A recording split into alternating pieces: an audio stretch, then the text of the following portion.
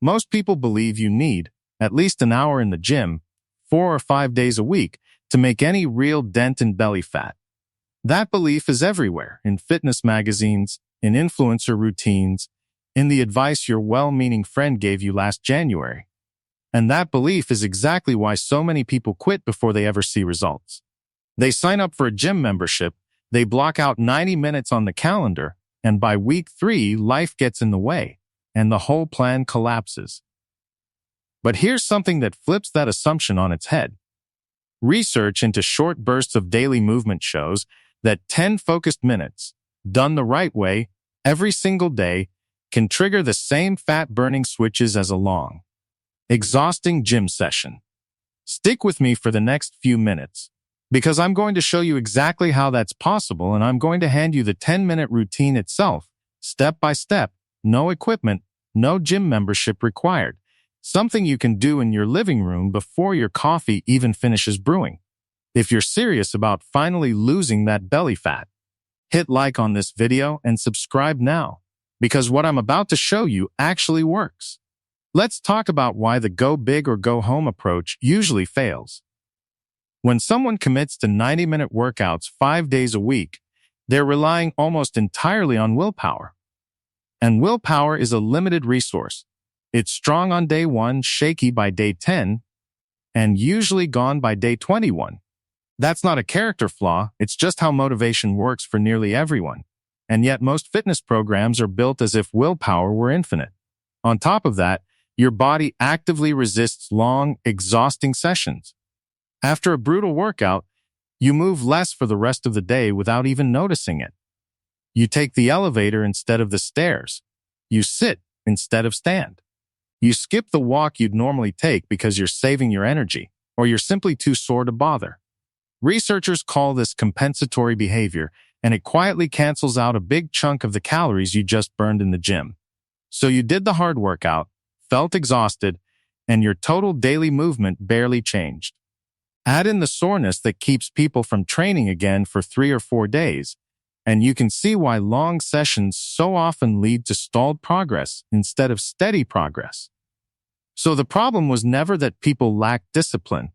The problem is that the model itself, long and exhausting, was built to fail. It asks for more than most schedules, joints, and motivation levels can sustain. And then it blames the person when they inevitably fall off. If you're serious about finally losing that belly fat, hit like on this video and subscribe now, because what I'm about to show you actually works. Here's the reframe. It's not about how long you move. It's about how consistently you trigger the right physiological switches. Your body doesn't care whether you exercised for 10 minutes or 90. What it cares about is whether you sent it a clear, repeated signal, burn energy, use the muscle you have, and don't panic store the next meal as fat. A short, focused 10-minute block, done daily, sends that signal far more reliably than an exhausting session you can only manage twice a week. Now, why does this matter so much, specifically for belly fat?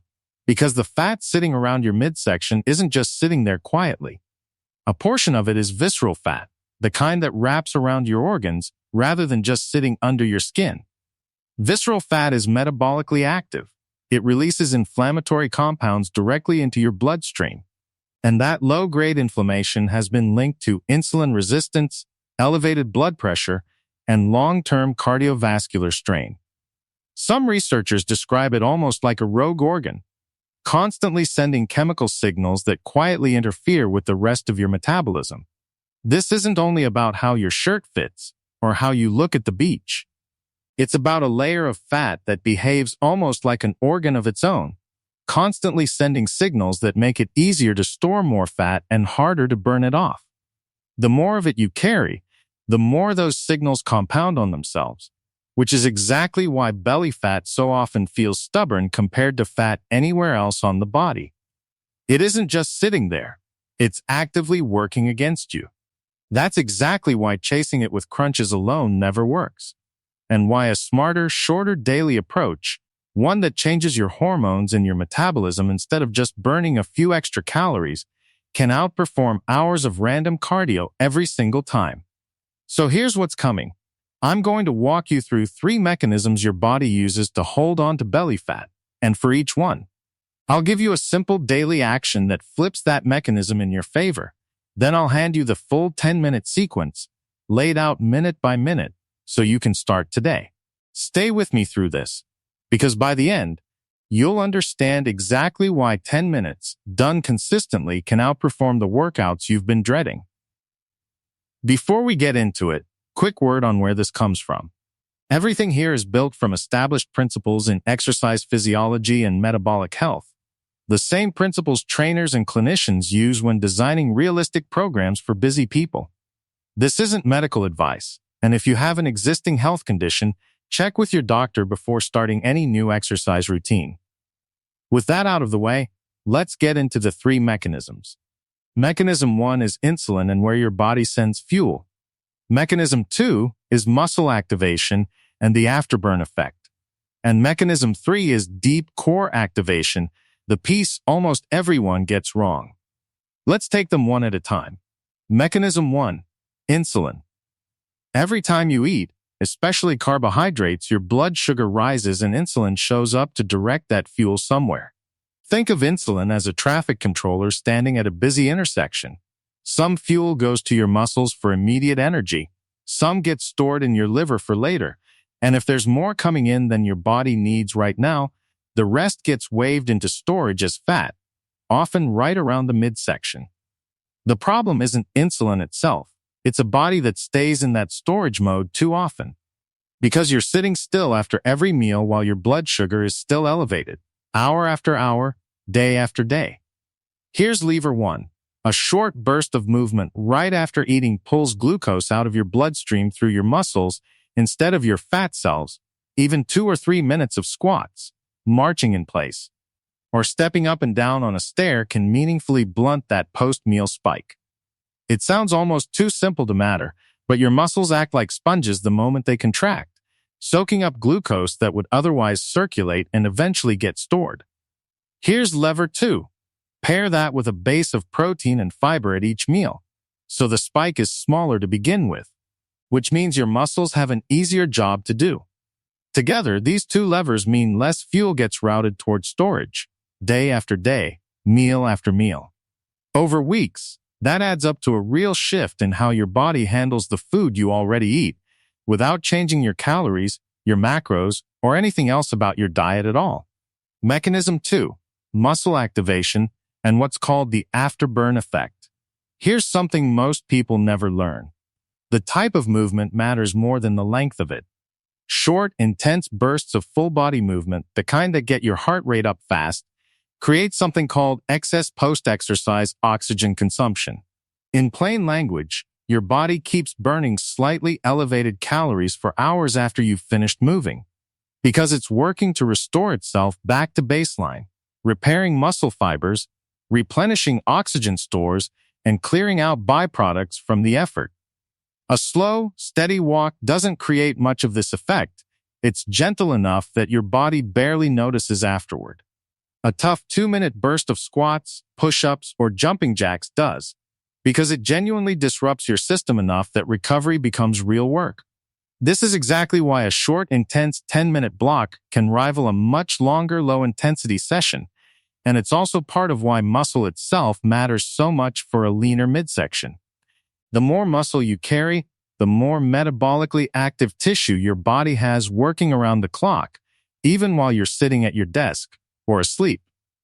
Your hero move here is the bodyweight circuit, alternating between squats, push-ups against a wall or the floor, and mountain climbers, moving almost without rest between them. If you can't do a full circuit yet, that's fine. Even marching in place at a brisk pace, or stepping onto a low step repeatedly, creates a version of the same effect.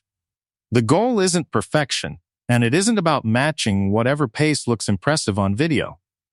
The goal is elevating your heart rate enough that your body has real repair work to do afterward, which is where a meaningful chunk of the actual fat burning happens. Mechanism 3, and this is the one almost everyone gets backwards, deep core activation instead of endless crunches. Crunches work the surface muscles, the ones that show once your fat layer is thin enough, but they do almost nothing to actually shrink your waistline in the meantime. You could do 100 crunches a day for a year and still have a soft midsection if the fat sitting on top of that muscle never gets addressed. But there's a deeper muscle called the transverse abdominis that wraps around your midsection like a natural weight belt, and it rarely gets trained at all in a typical workout. When that muscle is weak, your stomach tends to sit forward and pooch out, even at a lower body fat percentage, because there's nothing pulling everything in and holding it there. When it's strong, your waistline looks tighter and more controlled, almost regardless of what the scale says, because posture and internal support change the entire silhouette. Your hero move here is the plank, held with your core braced and your breathing controlled, not held with your hips sagging or your breath held tight. Even 30 to 45 seconds, done with good form, activates that deep muscle far more effectively than 100 rushed crunches. If a full plank is too much right now, drop to your knees and hold the same position. The quick hit list of alternatives includes dead bugs, where you slowly extend opposite arm and leg while keeping your lower back flat on the floor, and standing marches, where you brace your core and lift opposite knee and elbow toward each other. All of these teach your deep core to hold tension the way it's supposed to, all day, not just during a workout. So that's the food and movement piece. 3 mechanisms, 3 levers you can pull today. Now here's the multiplier. The thing that takes those 3 mechanisms and stacks them into one short, repeatable daily habit. Research on brief, high-effort exercise blocks has consistently found that short sessions, done most days of the week, produce measurable reductions in waist circumference and visceral fat over 8 to 12 weeks, often rivaling programs built around much longer sessions. That's a striking finding when you think about it, because it means the missing ingredient for most people was never more time. It was the right kind of effort applied often enough for the body to actually adapt. The common thread in that research isn't the exact minute count. It's frequency and intensity. People who show up daily for a short, focused effort tend to outperform people who show up occasionally for a long one, largely because consistency is what actually changes hormone patterns over time, not any single workout. And in study after study, one myth keeps getting busted. The scale often barely moves in the first few weeks, even while waist measurements shrink, because muscle is being built at the same time fat is being lost. If you're only watching the number on your bathroom scale, you'll miss the actual transformation happening underneath. So here's the 10-minute routine itself, broken into 3 simple blocks. Block 1, roughly 3 minutes. A warm-up of marching in place, arm circles, and a few bodyweight squats to get your heart rate climbing and your joints ready. Block 2, roughly 4 minutes. Your intensity circuit, 30 seconds of squats, 30 seconds of rest, 30 seconds of push-ups or wall push-ups, 30 seconds of rest, 30 seconds of mountain climbers or high knees, 30 seconds of rest, repeated twice through. Block 3, roughly 3 minutes. Your core finisher, a 45-second plank, 15 seconds of rest, 45 seconds of dead bugs, 15 seconds of rest, and finishing with a slow, controlled minute of standing marches while breathing deeply. That's it. 10 minutes, start to finish. No equipment, no gym. And it works with almost any fitness level because every move has an easier version built in. Let's make this practical, because I know the intensity language can feel intimidating if you're just starting out. Use the talk test as your guide. During the harder blocks, you should be working hard enough that finishing a full sentence out loud is difficult, but not so hard that you can't speak at all. That's your sweet spot. Not gasping for air, not casually chatting, somewhere solidly in between. If you're brand new to movement, start with the beginner versions of every exercise.